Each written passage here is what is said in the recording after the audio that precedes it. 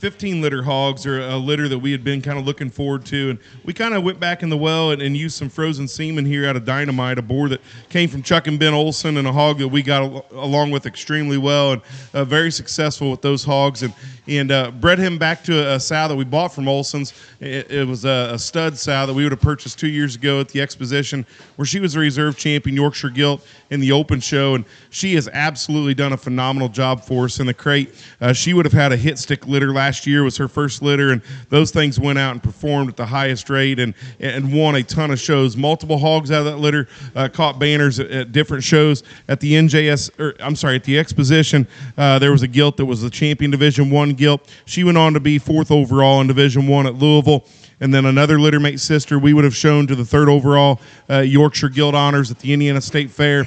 Another littermate sister would have been the 3rd overall Yorkshire Gilt at the Ohio State Fair for the Caldwell family.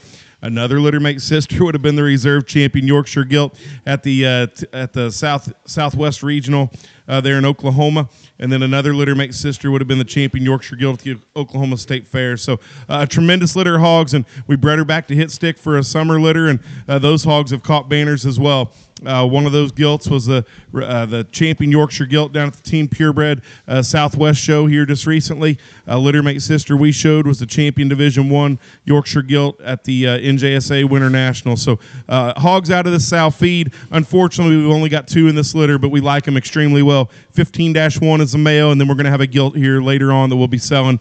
But this is 15-1.